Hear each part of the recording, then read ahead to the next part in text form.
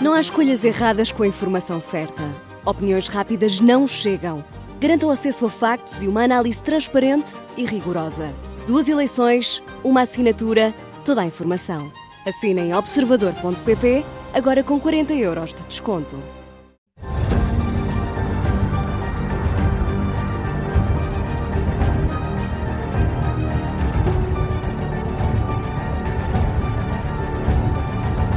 Começa agora o Domínio da Guerra da Rádio Observador, sempre com o Major-General José Arno Moreira. Bom Olá, dia. muito bom dia a Bem-vindo. todos. Benjamin Netanyahu foi recebido esta semana na Casa Branca, no final da reunião com Donald Trump. Numa conferência de imprensa conjunta, o presidente norte-americano anunciou que Netanyahu tinha aceitado o plano de paz da administração Trump e que esperava que o Hamas fizesse o mesmo. Pelo que sabemos, esta manhã tudo aponta para não aceitar, mas, General, o que é que destaca deste plano? E depois também queria ouvi-lo sobre a flotilha humanitária que foi interceptada. Por onde quer começar? Vamos começar pela flotilha. Vamos à flotilha. Sim, mas não vamos gastar mais de 2 minutos na flotilha. Eu só gostava de dizer o seguinte. Quando me falam em humanitário, eu penso naquelas pessoas que dão o seu domingo e os seus tempos livres a estarem à porta dos supermercados a recolherem comida para os mais necessitados. Penso nas pessoas que transportam essa comida, penso nas pessoas que a embalam e as separam, nas pessoas que as cozinham e que preparam refeições para serem distribuídas àqueles que são os mais vulneráveis da sociedade. Àqueles que fazem acompanhar a comida com gestos de carinho e de consolo para quem vive em solidão. E penso também naqueles que dedicam o seu tempo livre a estarem a distribuir comida aos mais necessitados nas grandes cidades do país. É nesses que eu penso. É gente que não tem microfone, que não tem holofote e dos quais nós não conhecemos sequer o primeiro nome. É gente que pensa nos outros, não é gente que pensa em si, nos seus interesses político-partidários. E mais não falo sobre a flotilha. Está tudo dito. Para bom entendedor. Para bom entendedor. Bom, vamos falar sobre O plano. plano Sobre de o Trump, plano de com Trump Tony Blair à mistura. para Gaza. Bom, eu olho para este plano como um documento em aberto. Isto é, eu não vejo aqui já o roteiro final para se encontrar aqui uma solução de natureza política. Porque são precisos outros atores entrarem e o Hamas não parece muito disponível para aceitar este plano. Mas este plano trouxe um novo ímpeto para aqui. E é isso que eu vou procurar aqui explicar. É que nós não tínhamos até agora uma visão daquilo que os Estados Unidos pretendiam sobre a faixa de Gaza.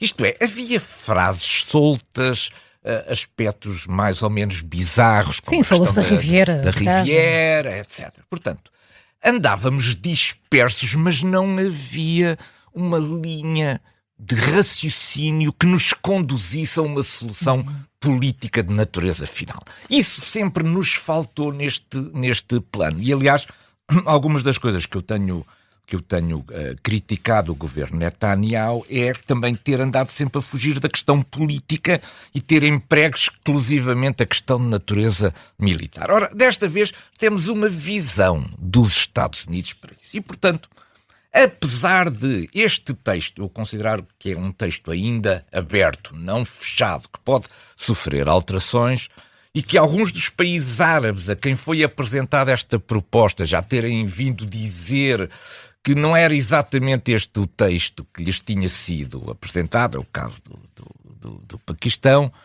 certamente que em muitas áreas os Estados Árabes estarão também envolvidos neste plano. É isso que resulta daqui, é que não é um plano articulado exclusivamente entre os Estados Unidos e Israel, mas é um plano que já absorve aqui um conjunto de indicações e de conselhos junto do mundo árabe.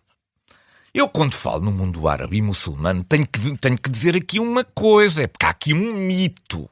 Há o mito de que estes Estados estão a favor da Palestina. Não estão. Estes Estados são monarquias, alguns deles, outros são regimes totalitários que querem preservar os respectivos regimes. Isto é, eles têm medo da rua árabe dos seus próprios países. E é por isso que te vêm sempre com meias palavras, mas muitos deles gostariam de ver uma solução rápida para o problema de Gaza. Bom, há dois aspectos que me parecem fundamentais neste plano. Esses dois aspectos são, primeiro, há aqui uma declaração surpreendente sobre a Gaza é para os palestinianos. Isto é, Israel não anexará nem ocupará Gaza. Isto é um ponto de partida... E Netanyahu ter concordado? É um ponto de partida extraordinário para isso. O segundo é, não fica claro que não vai haver uma Riviera. Vai haver uma Riviera. O plano, no seu ponto 10, fala no plano económico de Trump para o desenvolvimento. Portanto, certamente que vai haver ali, se não uma Riviera, vai haver ali alguma coisa parecida. Não é completamente errado, isto é, o modelo de desenvolvimento da Palestina tem que assentar num desenvolvimento de natureza económica, que dê oportunidade de desenvolvimento às pessoas. Isto de perpetuar os campos de refugiados é uma solução que as forças progressistas em todo o mundo adoram, que é a maneira de perpetuar o combate e o ódio na região. Bom, há 7 ideias principais que eu passaria aqui em revista. O ponto, são 20 pontos, mas eu reuni-os em 7 ideias principais. Primeiro, colocar um ponto final na questão dos reféns. A telenovela dos reféns já durou mais do que é admissível. É preciso colocar um ponto final sobre esta questão. Segundo, Gaza não será anexada por Israel. Não fará parte do Estado israelita. Terá uma identidade própria.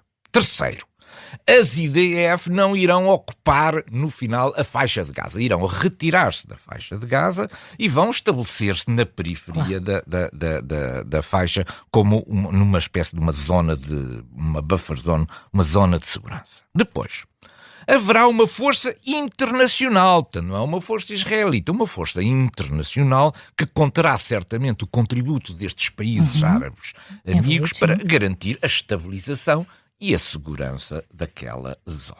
Depois, a faixa será desmilitarizada, isto é, haverá uma procura exaustiva de todo o armamento existente e esse armamento será destruído sob supervisão internacional e está garantido aos dirigentes do Hamas a sua saída ou a sua amnistia.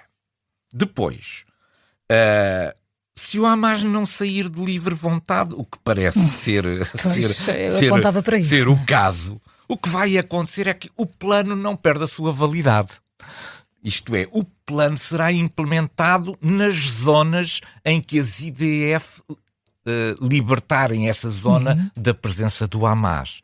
Isto é, portanto, à medida que as IDF controlam uma determinada zona, irão entregá-la à tal força internacional e o Hamas irá ficando reduzido a áreas de influência cada vez menor. Portanto, este plano já previu isto. Já previu que o Hamas não concorde e não queira sair de sua livre vontade. Isso não impedirá a aplicação do plano. Depois, vai haver... Resta depois saber como será a convivência, não é? Sim, mas sim, isso é mais à frente. Sim. Mas a ideia é ir libertando militarmente reduzindo o seu espaço e ir normalizando a vida nas outras áreas. Depois, e talvez este é o ponto que mais polémica tem gerado, é a administração de transição. É evidente que tem que haver uma administração de transição. Haverá um comitê superior, que será chefiado por Donald Trump, ele já o anunciou, e haverá aquilo que eu considero uma espécie de um governo de transição, para o qual a figura mais emblemática, o único nome que foi conhecido, seria de Tony Blair. Bom, mas porquê Tony Blair e não um tecnocrata palestiniano?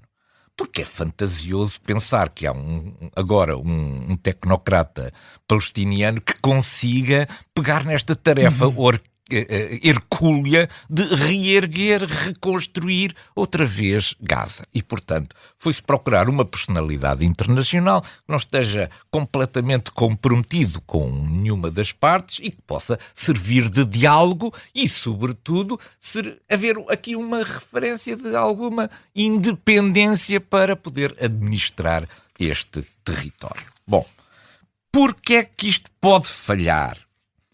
Bom, pode falhar porque o Hamas pode não aceitar e, portanto, temos que regressar outra vez à solução de ir por partes, ir libertando, ir entregando isto a uma força internacional e ir administrando as novas zonas. E porque foi Netanyahu que aceitou, não foi o seu governo. Isto é, nós temos que verificar se em Israel, se Netanyahu consegue que o seu governo valide, não é? o seu governo consiga validar este plano. E, portanto, nós estamos ainda num processo, mas temos pelo menos uma visão sobre aquilo que seria o futuro de Gaza.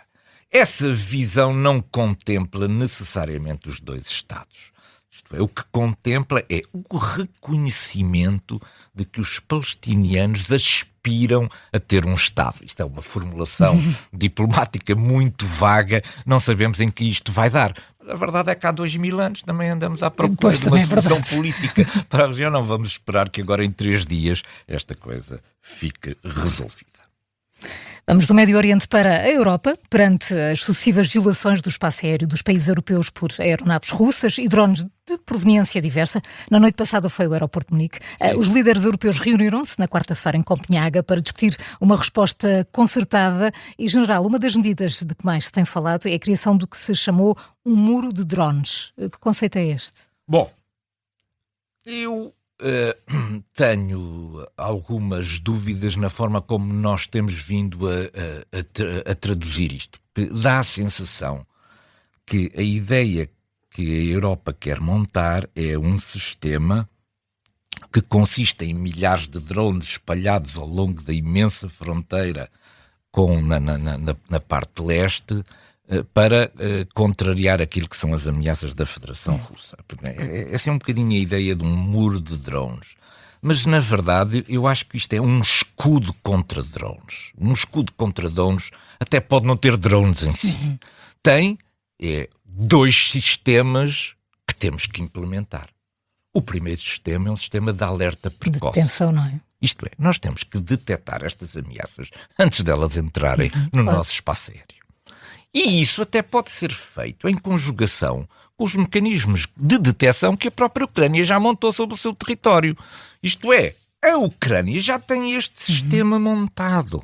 Talvez fosse interessante procurar aqui uma articulação entre os sistemas de detecção atempada que a Ucrânia já tem e integrá-los também, desde já, neste tal nosso dispositivo que temos que ter. Nós não podemos, de repente, descobrir que há drones. Quer dizer, estes drones têm que ser detectados com tempo, para permitir que haja uma intervenção sobre essa zona. Esse é o primeiro aspecto. O segundo aspecto tem a ver que meios nós vamos utilizar para isso. E é aqui que a discussão se coloca neste momento no seio europeu. Primeiro, porque o que se falou na altura é que isto seria na nossa fronteira leste. Ora, à medida que as ameaças dos drones vão aparecendo em todo o lado, parece imprudente que as nossas defesas antidrones estejam exclusivamente concentradas na fronteira leste. Os drones passaram a ser um problema. Eu já aqui fui muito assertivo da última vez a dizer que os drones não são uma brincadeira, têm que ser proibidos como, digamos, instrumento de natureza lúdica, têm que ser proibidos. Isto vai doer certamente a muita gente, mas nós não podemos ter os aeroportos, todos os aeroportos fechados na Europa, provocando o caos apenas porque alguém com um instrumento de brincar decide afetar o espaço aéreo dedicado a um aeroporto. E, portanto, o muro de drones de que falamos é um sistema muito complexo até na sua conceptualização.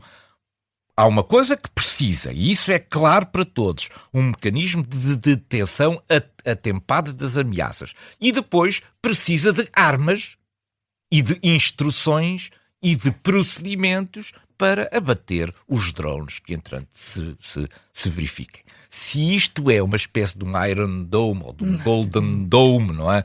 Como alguns países foram levantando, bom, isso exigiria verbas absolutamente enormes que não me parece que a Europa esteja em condições de fazer. Até porque, para além dos drones, há duas outras ameaças que são mais importantes e que esta antidrones não resolve.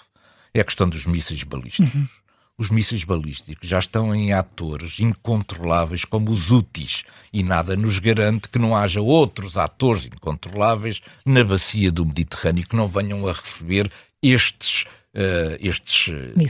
mísseis como forma de apertar o cerco à Europa, não é? Parece tentador isto, parece tentador. E outra é a questão das incursões aéreas. Para isso, incursões aéreas por parte de vetores tripulados, como aeronaves. Para isso, o que é preciso? Eu não gosto da palavra histeria. O que eu gosto é da palavra procedimentos. Isto é, sempre que uma aeronave entra, adoptam-se procedimentos. Se no meio desses procedimentos está-o a bater em determinadas condições, será então abatido. Seja, claro. Portanto, não é uma decisão, não vamos transformar isto numa decisão de natureza política. Vamos transformar isto numa decisão de natureza técnica. Essa é a forma de combater os abusos da Federação Russa. Há um conjunto de condições de natureza técnica. Se eles se verificarem, as aeronaves são abatidas. E, portanto, não são abatidas por serem russas. São abatidas por não cumpriram um conjunto de procedimentos que nós tínhamos estabelecido. Ir aos procedimentos, ir à técnica e não ir à política. Esse é o lado errado disto tudo. General Arno Moreira, entretanto, na terça-feira, Donald Trump teve uma reunião invulgar com centenas de generais e almirantes norte-americanos. O que é que está a passar nos Estados Unidos? Invulgar. E bizarro.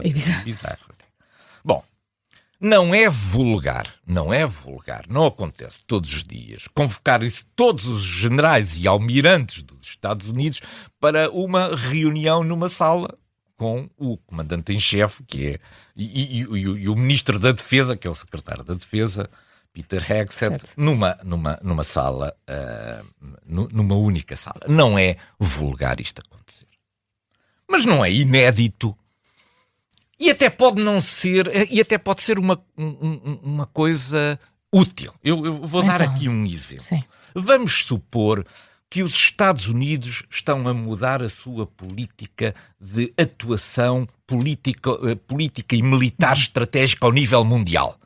E que o comandante-em-chefe, o presidente, sente necessidade de falar com os executores dessa política militar.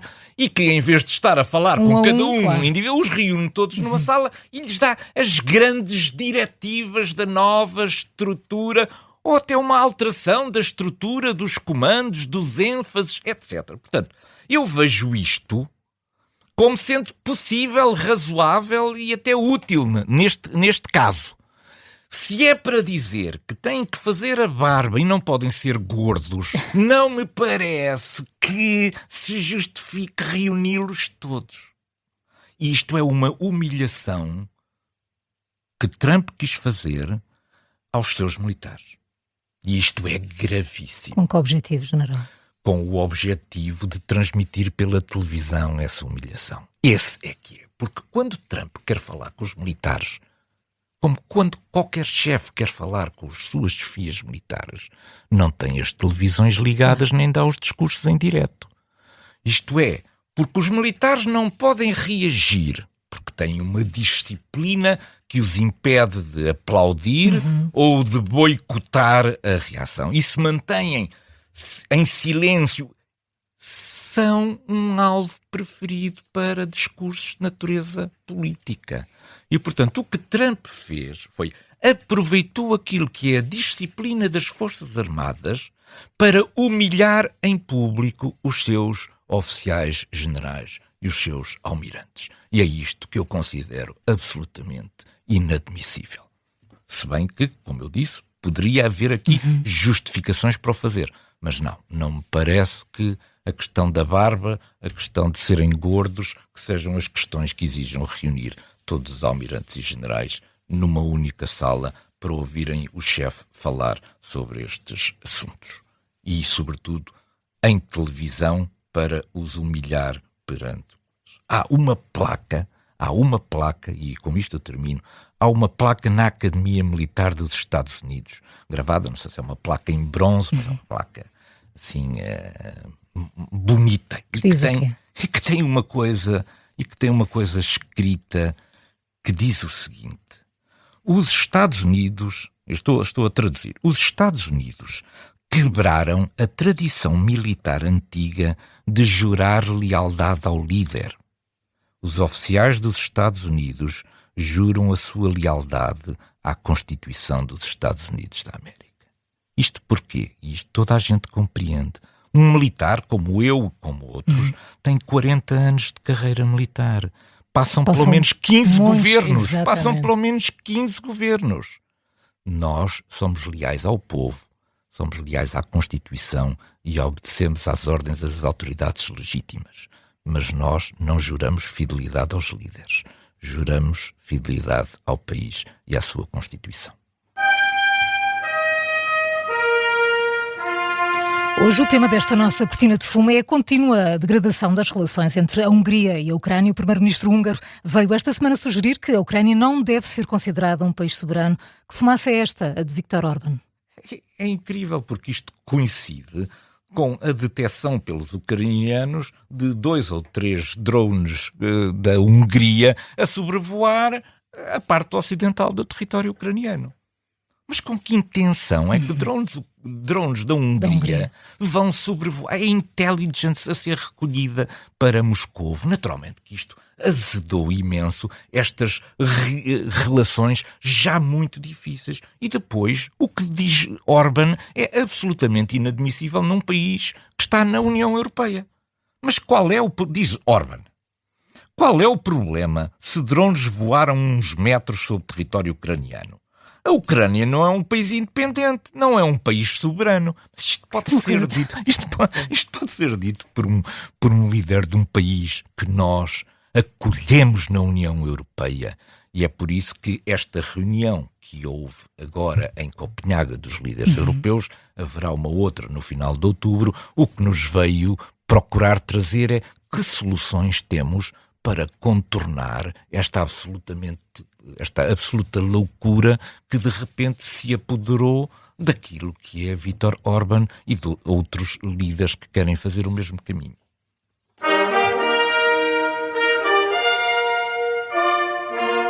Hoje o nosso ponto de mira foca-se nas eleições parlamentares da Moldova, que se traduziram na vitória das forças pró-europeias. General, depois da apneia, a Europa lá respirou de alívio. Respirámos de alívio.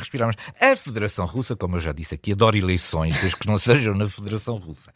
Mas todos aqueles países que estão na sua periferia, que de alguma maneira fizeram parte das antigas repúblicas socialistas soviéticas, são um alvo privilegiado para a Federação Russa procurar reverter os processos políticos. Porquê? Porque a reversão dos processos por via militar não tem ocorrido de forma satisfatória. Isto é, a Federação Russa, para alterar do ponto de vista militar, tem muito mais dificuldade do que do ponto de vista político. O exemplo da Geórgia é um bom exemplo. A alteração pró-Moscovo fez-se, é certo, depois de uma intervenção militar, mas em eleições. Moscovo gasta rios de dinheiro para mudar o sentido de voto das pessoas. Ora, desta vez, o Partido da Ação e Solidariedade, que é o partido pró-europeu, venceu com maioria, 50,17%. O Bloco Patriótico, que era o Bloco afeto a Moscovo, teve só 24%. E, portanto, a Europa respirou de alívio. Pelo menos nestas eleições podemos marcar é bom acabarmos assim. 1-0. Ganhámos 1-0. General Arnon Moreira, muito obrigada. Foi um prazer. Mais um bom fim da de semana a guerra. todos. É sempre obrigado.